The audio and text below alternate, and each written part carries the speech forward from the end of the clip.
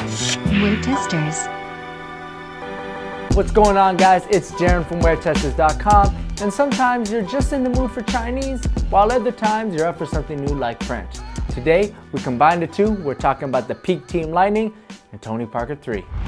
Here they are on my left, your right. We got the TP3 from Peak, and over here on the other side, this is the Team Lightning. Now, Zach already did a review on the TP3. I'm gonna give you a good look at this colorway a little bit later on, but first, let's talk about this, which is the team shoe for the Tony Parker line from Peak, the Team Lightning. Okay, right off the bat, let's get it out of the way. The colorway is crazy, I know, but the Spurs with their black and white isn't really the most interesting thing ever. So when they do bust out the silver, I personally really like it. I think it's really cool. So as you can see, you got metallic silver all along the synthetic fuse overlay. Now, this synthetic fuse is neither thin or light, but it's not extremely heavy. It's just not the best, most pliable fuse that I have ever seen. Not to say that it's stiff or rigid, because there is some good flexibility within the material. It's just not as thin as I would like it to be. It almost has a thickness of leather, and that's just not the way you want to go with a synthetic.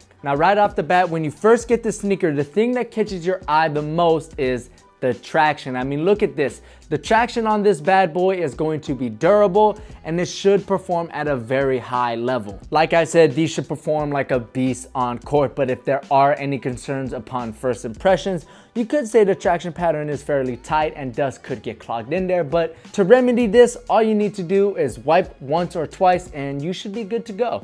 Now, as far as the cushion goes, Peak went traditional with their Cushion 3 technology, which is something I'm familiar with. I've used it in 2 models from Peak, and the basic gist of Cushion 3 is it has 3 different densities of foam to really give you a dynamic cushion setup. And you're not really gonna notice it during play, but after play and you notice that your knees aren't hurting, you're gonna really appreciate Cushion 3. If I were to put it on a scale between plush or responsive, I would definitely tip Cushion 3 towards the plush side. Not to say that it isn't responsive, it's just a little softer than something like Zoom or Charged Cushion from Under Armour. Now, this is a team model, so every other aspect of the sneaker is going to be pretty standard. There's nothing crazy with the lacing system, but I do like the laces, especially that speckled color. Love that. You have a slight outrigger here on the lateral side. There is a little bit of extra support coming up from over the midsole, but what Peak did was they kind of stopped it there at the lower edge, and they continued it with the heavier synthetic overlay, and this should give you extra support when you're making those hard cuts and stops. This is something that I'm looking really forward to, because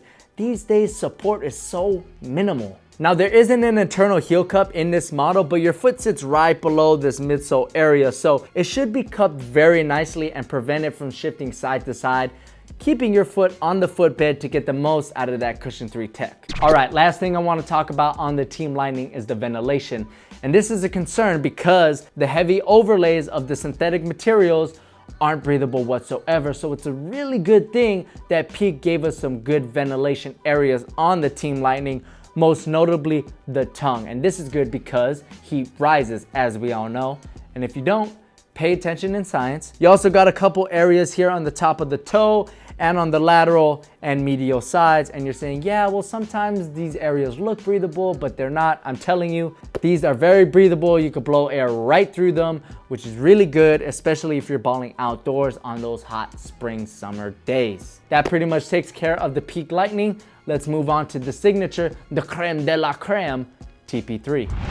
Now, here's the TP3. As you could tell, I got this very interesting blue salmon colorway that, I'm not gonna lie, I personally really like this colorway. I don't know what it is. You could roast me if you want, but I really like how it looks. Now, you're probably wondering, hey, it looks brighter in person than it does on camera. I'm here to tell you that's not the case. What you see in this video is usually what you're gonna get. I know sometimes colors in real life can come off better than on camera, but that's not the case with these, because I was expecting it to be a little bit brighter. As far as the materials go on the TP3, it's synthetics everywhere. You do have this faux synthetic leather around the toe box, and as well as on this medial side towards the heel area, just to give the shoe some layers. I mean, that's not something you usually find these days, especially in a Chinese brand. All basketball sneakers basically this day are just flat. They don't really have layers. That's something I wish they would bring back, but it's nice to see the TP have some areas of old school sneakers. So what I do like is this heel cup. I like the design. I like the TP logo. I think it's really clean. If you want to compare this heel cup to anything, look at the Curry 1 and the Curry 1 Low. Basically almost the same heel cup. It's pretty funny. Just replace SC30 with TP. As far as the cushion goes, you got the same cushion 3 technology in the team lining as well as gradient dual in the forefoot, which just gives you a little bit better shock protection, and it's a dynamic cushion setup, so it's gonna be a little bit different for every foot, but we'll see how that works out in my performance review. Now, you know me, I saved the best for last, and my favorite aspect on the TP3 is the ankle cushioning. I'm gonna try to give you guys a good look at it, but the only thing I could compare the ankle cushioning in this model is to the Adizero Rose 2.5, which had a massive GeoFit collar that just perfectly wrapped around your ankle and it made it feel like pillows were there.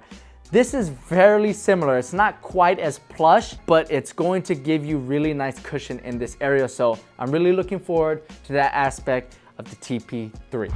Now you're probably wondering why I didn't go over the fit in each model. It's because they're the same on both, and I would definitely try to go true to size. I know Peak doesn't have some half sizes. They're kind of weird like that. So if they don't have your true size, if anything, go half a size up, because the Peak models do fit pretty narrow, but at the same time, a little bit long. So even though it's going to be a little bit long, I'd much rather have that than it be way too tight and uncomfortable. Worst case scenario, you're gonna have to go old school and double sock. So again, true to size or half a size up. I repeat, do not go half a size down, in my opinion. All right, guys, that pretty much takes care of the review for both the Team Lightning and TP3 from Peak. If you still have any questions or concerns, let me know in the comment section below. I'll do my best to answer you. My name's Jaron. It's been great having you. See you in the next one. Peace. Next one, pitch me your Aquaman entrance. Aquaman, swift and powerful monarch of the oceans, with ability to summon and command all. While nothing in the NBA is a sure thing, Kwame Brown, this man was a bona fide scrub. a playoff matchup between the Spurs and the Warriors is inevitable.